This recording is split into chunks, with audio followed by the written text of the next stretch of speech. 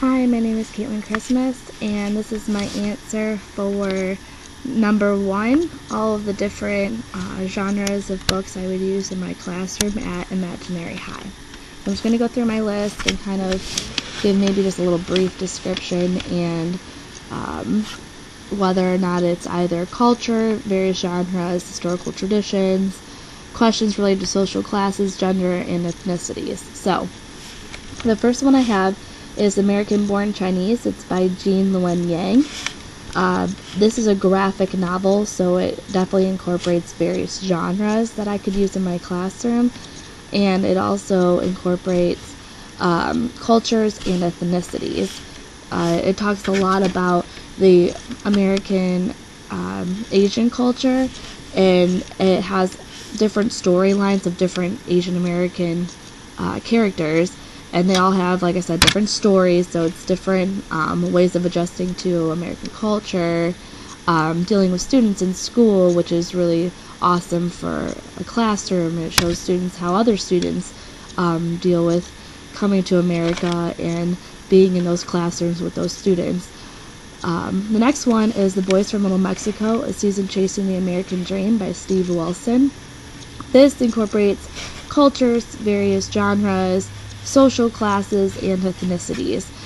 This is actually more about the Mexican American culture and about students living in in American culture that come from Mexico, or just American born students who have a Mexican background in their families. This kind of shows the different cultural struggles between Mexican Americans and Caucasian Americans. It's really interesting. It's about a soccer team. It's a soccer team in high school of Mexican American boys, and it's again different storylines of these different boys growing up in American schools and how they deal with social struggles with students because of their different cultural backgrounds, and deals with poverty levels and whether or not they have all of their family here in Mexico, or all their family here from Mexico, or if their parents were American born. It deals with all those kinds of things, so that's a really good book to have in the classroom, and it's also nonfiction, which is why it's another various genre that I could use in my classroom. The next one is The Great Gatsby by F. Scott Fitzgerald.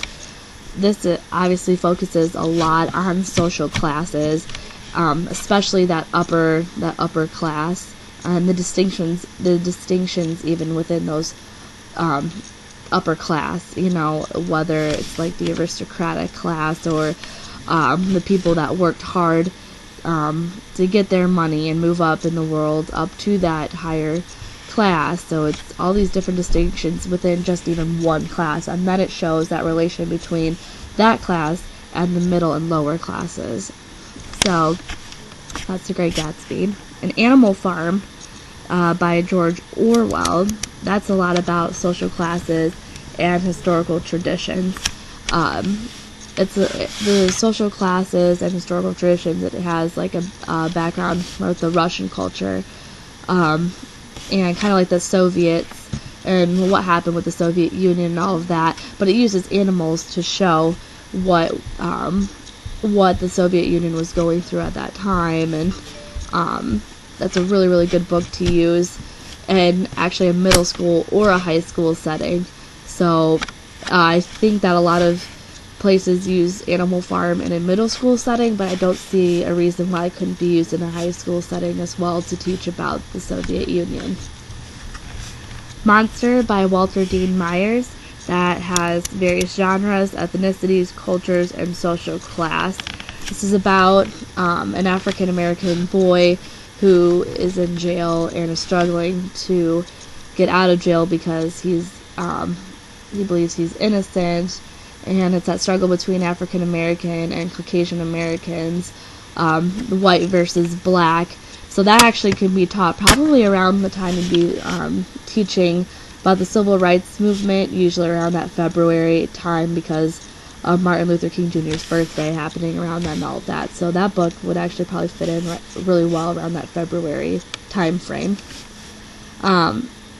Oh, that's also good for various genres because it's kind of written like a play kind of almost. So yeah, Half World by Hiromi Goto. Various genres, cultures, historical traditions, and ethnicities, because it talks a lot about the different historical traditions of Asians, not just Asian Americans, but Asian culture in general.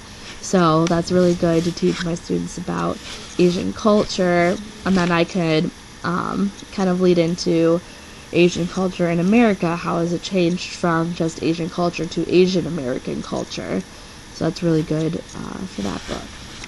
Will Grayson by John Green and David Levithan. That is really, really good for gender.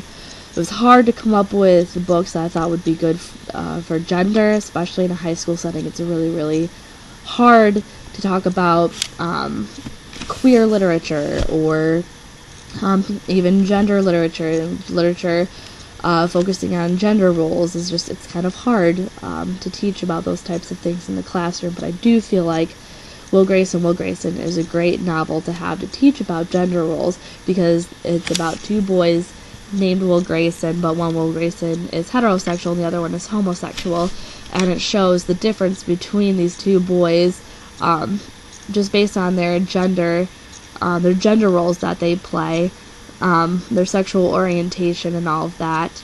But it also shows the similarities between the two as well.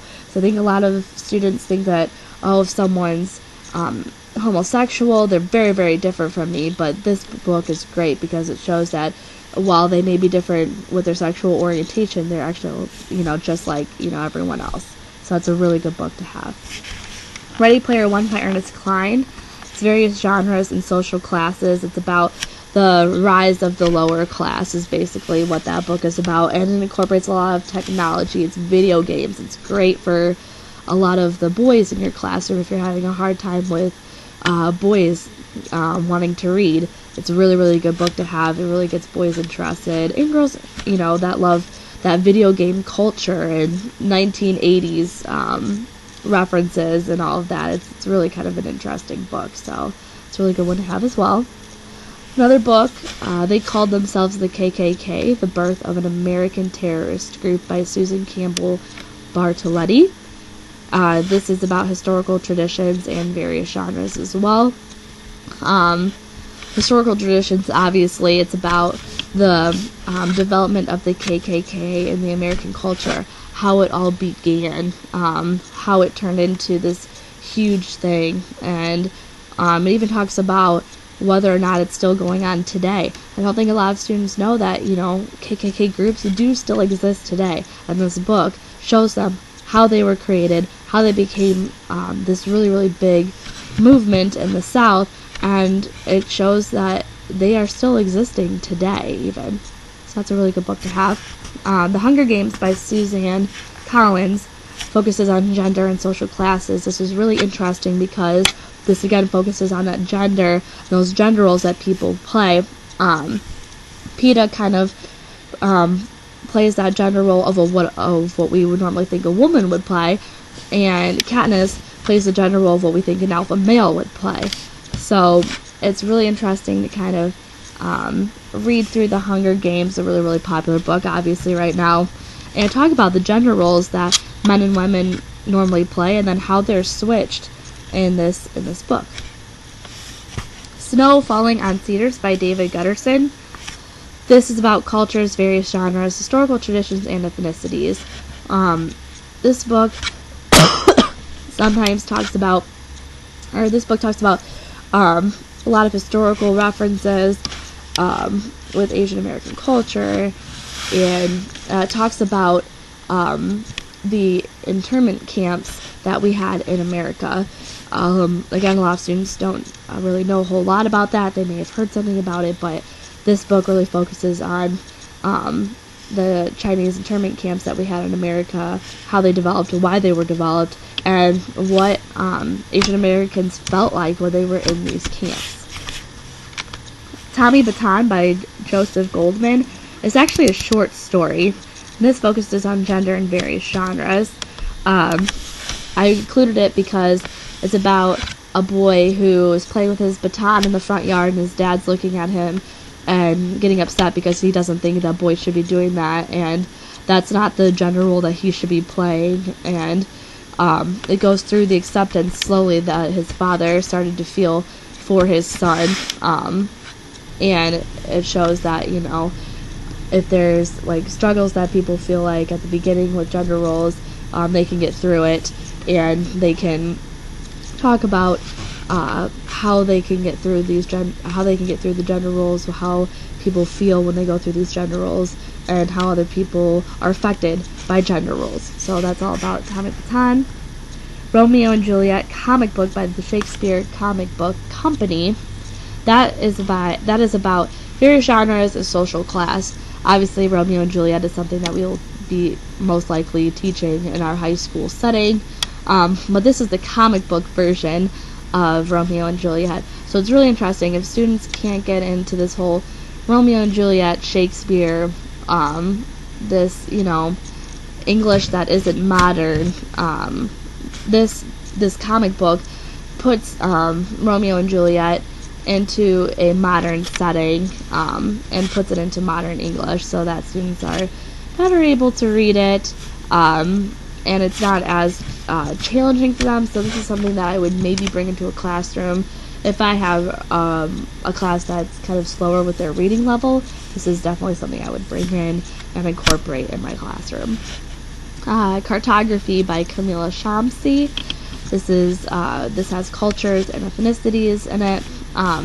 This book focuses on Muslim culture, and it's in Pakistan and India. That's where the book is based off of, and it even includes like some of the Muslim culture information within the book. I think all that students know, or a lot of what students know, is unfortunately not very good things about the Muslim culture, but this book talks about Muslim culture, and it shows both the good and the bad sides of it, but it's in a story form, so it's really interesting for them to read. It's not in an autobiography or biography form. It's in, like I said, a story form, so they'll be reading about characters and what they're going through in Pakistan and India, and they'll be learning more about the Muslim culture, and they'll be learning about the ups and downs of the Muslim culture in that book. Crossing into America, The New Literature of Immigration by Luis Mendoza. This is cultures, ethnicities, and historical traditions. This is all about a whole bunch of different ethnicities coming into America, and how they're getting to America, why they're coming to America, how America is becoming this big melting pot of traditions and cultures and ethnicities.